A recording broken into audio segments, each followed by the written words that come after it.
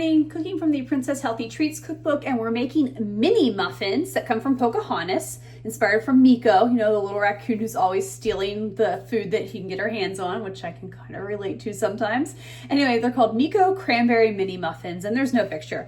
This is not our first foray in mini muffins during this cookbook challenge. It's the first mini muffins in the Healthy Treats, but if you remember, we made blueberry mini muffins from the Princess Cookbook, which were inspired by Snow White and the Seven Dwarfs. But these are cranberry flavored, and there's actually some orange juice in them as well, so I expect they're gonna have a little bit of a cranberry orange flavor to them.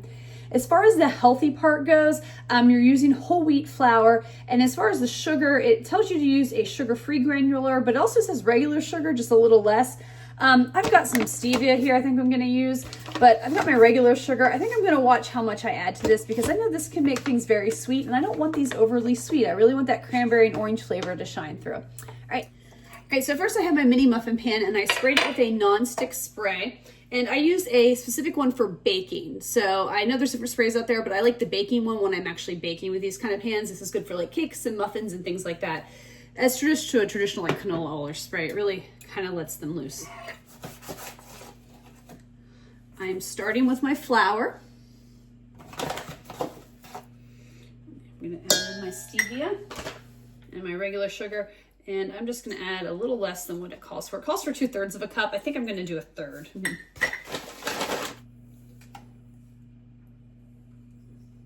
A little salt. This is baking powder that's now going in. Baking soda. So I'm supposed to whisk this all together. This is kind of all the dry ingredients. The sun is coming in and creating this like nice lighting on my thing. I can see the powder dust. It's like magical sparkles happening. All right, so it says to make a well in the center of this.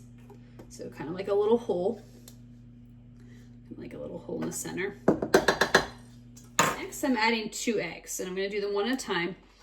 And I've probably said this before, but this is something I do sometimes with eggs. I've had some bad experiences in the past where an egg didn't quite crack right or look right or something when I opened it, and it kind of ruined the batter. So I always kind of crack them in a separate bowl and then add them in, just so I make sure the eggs look good and no shells or anything get in there.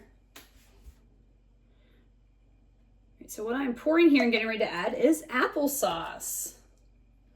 I know there's some applesauce is added as a sweetener or binding agent in a lot of different cake recipes.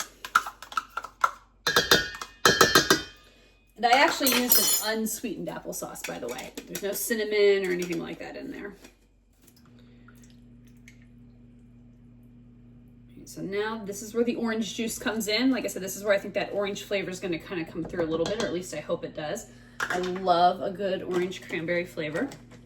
Finally, I'm supposed to add 2 tablespoons of a neutral oil, such as rapeseed or avocado. I decided to use avocado oil because that's what I had. I don't actually think I have any rapeseed oil.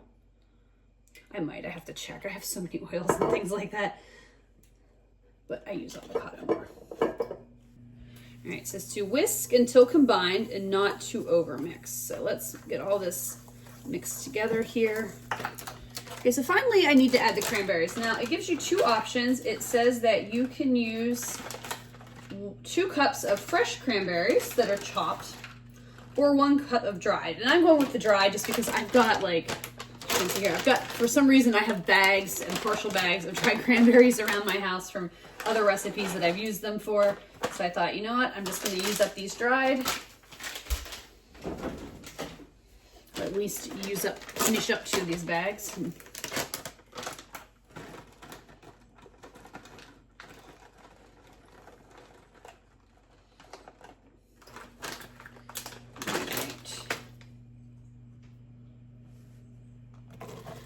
Dried cranberries going in. Give them a good mix. Fold them in. Okay, time to fill the muffin tins. And it says this should make 24, so that's exactly what these little muffin pans are. So I'm just gonna fill them up. Once they're done being filled up, I'm going to bake them in the oven at 375, as I already mentioned, for 15 minutes. Then I'll let them chill for about 15 minutes before we taste test them.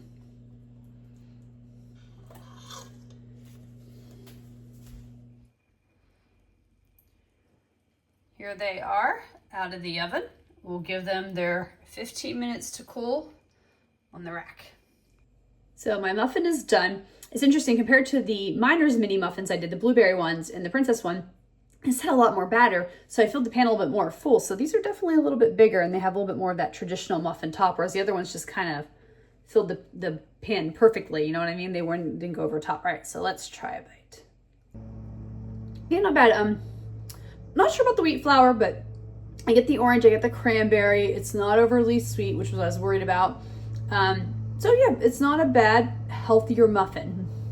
Meeko Mini Muffin review time. So let's start with the pros. I really like cranberry and orange. I thought the flavors were nice in those muffins when you got them. And that's when I'm getting to the cons. So I kind of didn't follow the recipe exactly. It said to use a white whole wheat flour.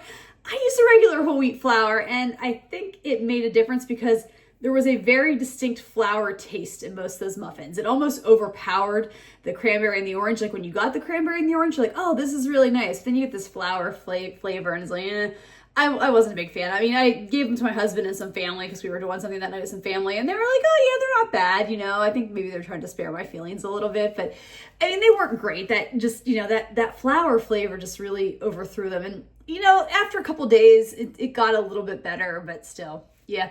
I did like the size of them as well. Like they filled up to a nice level. So lesson learned, you know, with this challenge, I should have just assumed that the right flour was the one to use and not a regular wheat flour. It wouldn't be, you know, make a difference. Anyway, let's get into the rankings. Let's first start with the ingredients on a scale of 1 to 5. And that's just basically how hard are these things to find, how much do they cost.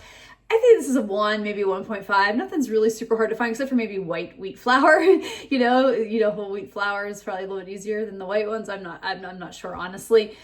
So I'm gonna rank it there.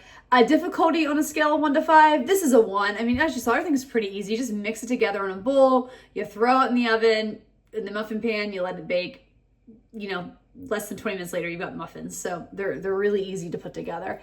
And then when I make this again on a scale of 1 to 5, with 1 being never and 5 being absolutely, I'm actually gonna give them like a 3.5, slightly above neutral. Like I actually think I might want to make these again someday, but I think I'm either just gonna use regular all-purpose flour, or I will try to find the white whole wheat. Because again, I could see the potential in there. I got those cranberry and orange flavors every so often, and those were really nice. You know, I really love cranberry orange.